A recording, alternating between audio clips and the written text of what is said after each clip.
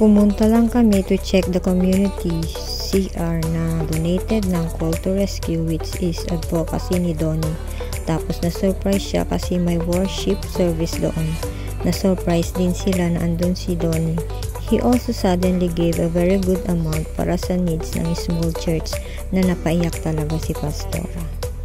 Here's the video. Hakapuhan ko muna aking Credits to Dr. Richard. Punasan mo na aking kamay. Nice meeting you.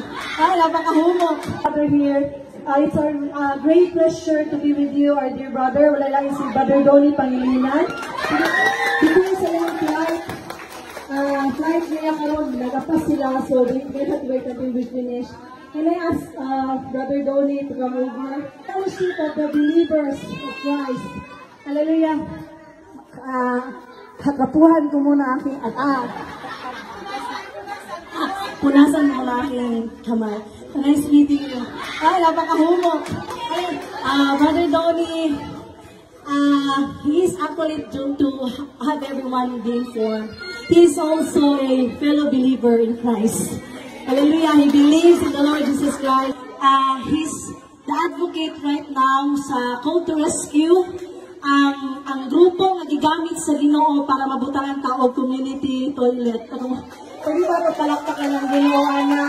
At the construction is still ongoing. Brother Donnie. Ay, hindi naman po ako tatagal, pero good morning po sa inyo lahat. Sobrang happy po ako na nakasama po ako dito, kasama ni Doc Richard. Actually, dadaan lang po sana kami, pero nakita namin sobrang nag-enjoy kayo sa pag-worship, sobrang happy ninyo, kaya hindi ko alam na may ganito dito eh. Ang galing-galing. Ayun, so huwag natin kalimutan sa lahat na nangyayari sa atin, sa buhay natin, nangyayari natin lahat sa Panginoon natin, di ba? Kasi yun ang pinaka-importante. Nangyayari lang lahat sa mundo, pero huwag lang mawala ang faith natin, di ba, sa Panginoon. Ayun lang po, gusto ko lang mag-hello sa inyo. Maraming salamat din sa inyo. At God bless you all. Thank you so much. Ingat po. God bless. Have a great rest of the session.